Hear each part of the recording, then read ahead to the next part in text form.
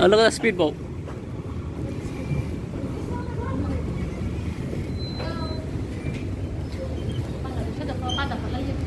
That's our ride. Oh.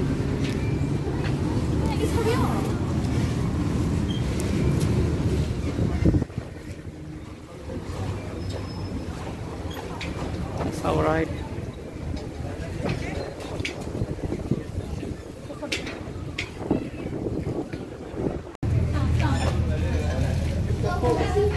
A ja byłam jak byłam w Miami, to chciałam sobie właśnie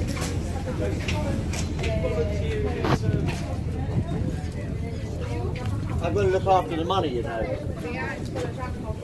I'm in charge of the cash. You gotta go to the top, yeah?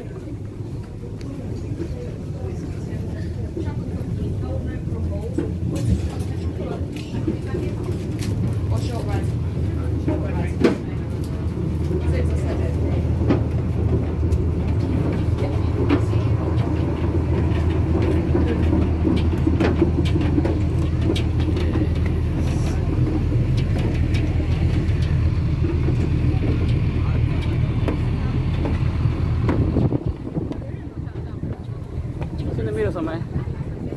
See on this side. We're gonna see. We're gonna go that way. So see here. See here. See. It's the back. See the back. Yeah.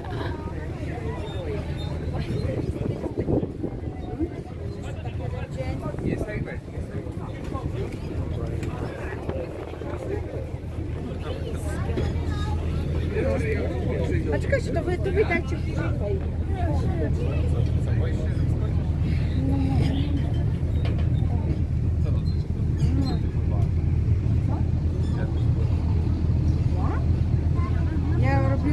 Ja robiłam swego czasu. We live in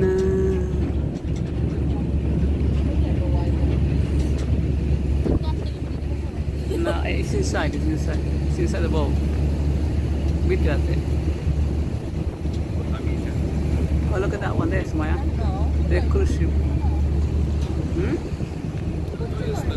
Smaya, take something. Can you take something? Welcome aboard this Thames River Services vessel. Under maritime regulations, we are obliged to inform you of the vessel's safety equipment. All vessels operated by Thames River Services comply with the regulation laid down by the Maritime and Coast Guard Agency. All vessels are fitted with life rafts, which, in the unlikely event of an emergency, will either float free or be launched by a crew member. Life jackets are stored under seating or in boxes marked with a green life jacket sign. Emergency exits are also clearly marked by green signs, and the vessel is in constant radio communication with the river authorities. On our way downriver, we'll pass several places of interest, which will be pointed out to you as we pass them by.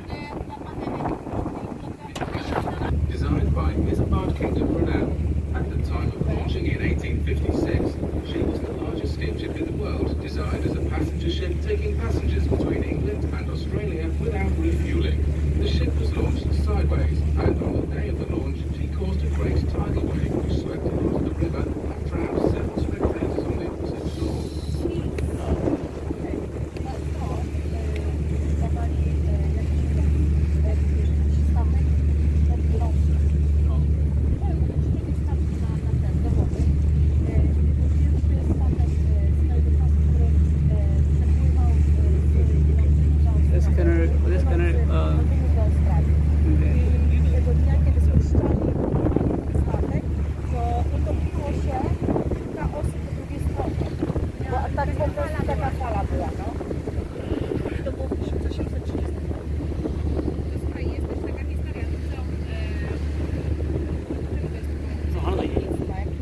Buildings with a white flagpole in the foreground. This was at one time the Tedford Vessel Yard, where vessels of the Royal Navy came to get stores before going to sea. There was also a shipbuilding yard on this site, and it was here that Peter the Great of Russia came to learn the art of shipbuilding in around 1698. In between the two buildings, you will see a set of stairs. It is at the top of this set of stairs where it is said, so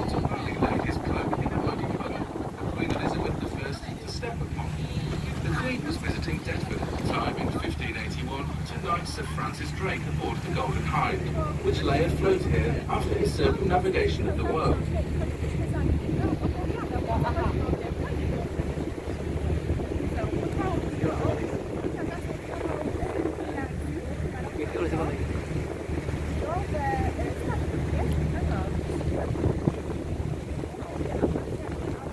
Itu lah 5 minutes ride. Each minute.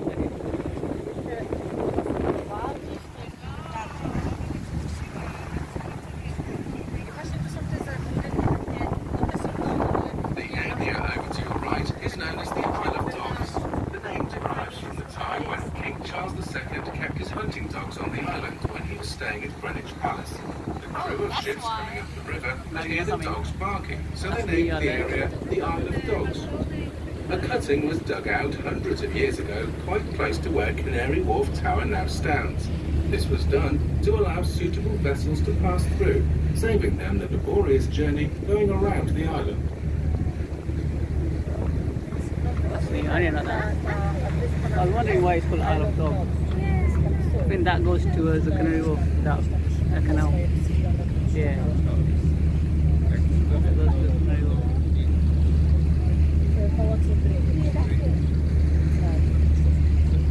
The whole area over to the left now is Greenland Dock. The original dock on that site was opened in 1696 and was the centre of the whaling trade until 1809 when it became an import dock. Further along to the left, coming into view, is Surrey Docks, formerly known as the Surrey Commercial Docks. And up until the late 1970s, this is where the majority of timber imports came.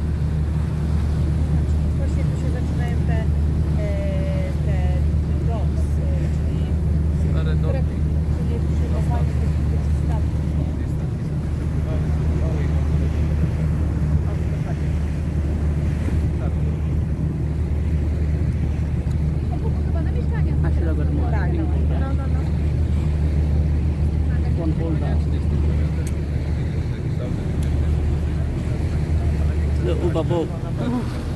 Scuba boat again.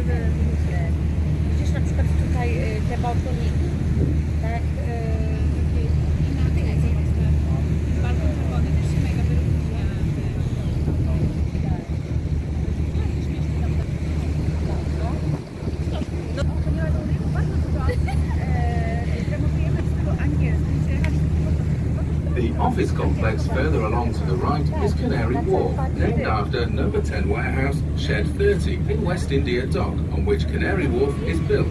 Warehouse 10 was owned by a fruit importer, with most of the produce coming from the Canary Islands, hence the name. The construction of Canary Wharf was started in 1988 and the tallest building there is 774 feet high.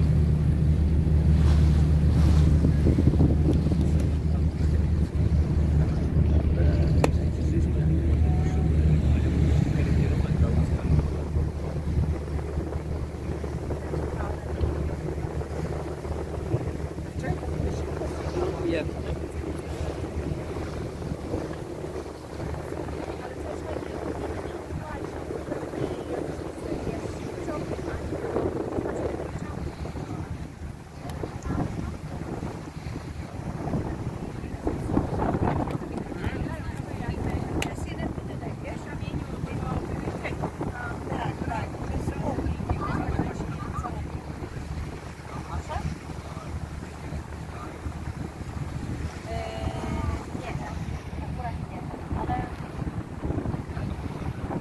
Ahead of the boat and to the right, you will notice a church spire. This is St Anne's Church of Limehouse. This is one of the only churches in London allowed to fly the white ensign, a flag normally reserved for ships of the Royal Navy and vessels of the Royal Yacht Squadron. The most likely explanation for this is that years ago, when there were no navigation marks on the Thames, vessels coming up the river would use the spire of the church as a landmark. St Anne's was designed by Hawksmoor and built around 1720. In the foreground of the church, on the river, you will see a public house. This is the Grapes, frequented by many famous people, including Charles Dickens, who is said to have written his novel, Our Mutual Friend, whilst staying there. And indeed, if you have read the book, you may recall a pub in the area of Limehouse, which features very strongly, but is known as the Six Jolly Fellowship Porters.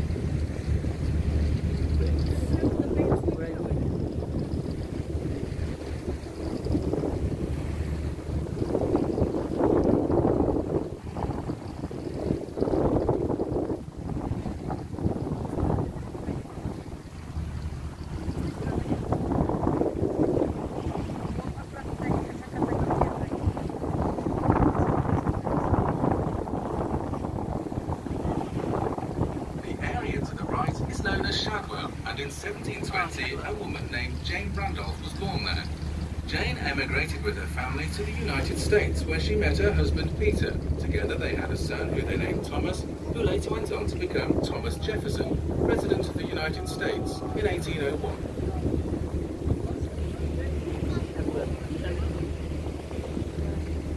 Maria's house.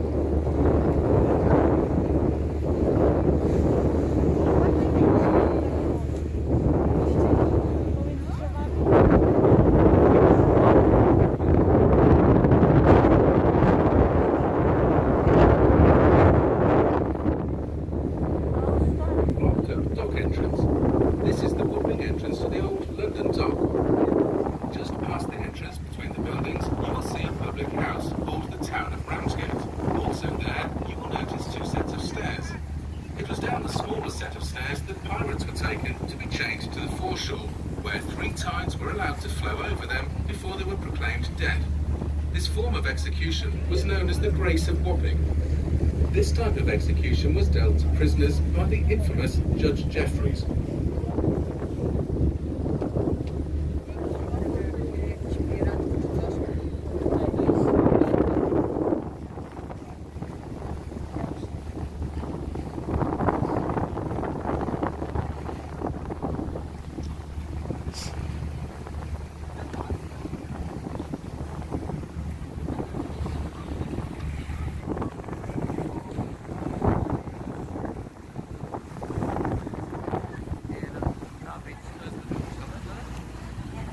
Go under top right now.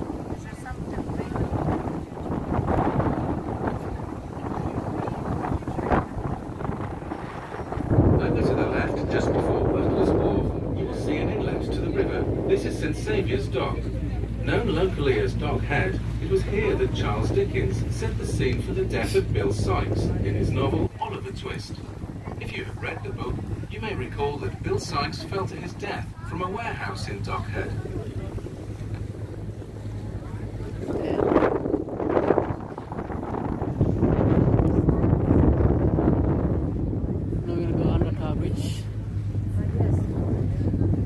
Jak znowu płynęłam, to się podniósł. A to jest bardzo rzadko.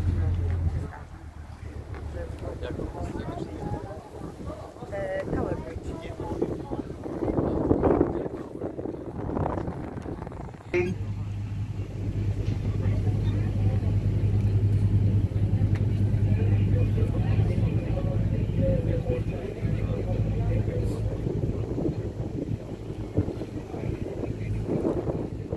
Tower Bridge Cave, using the door as on the right hand side. We do not stop here very long, and then we head to Westminster.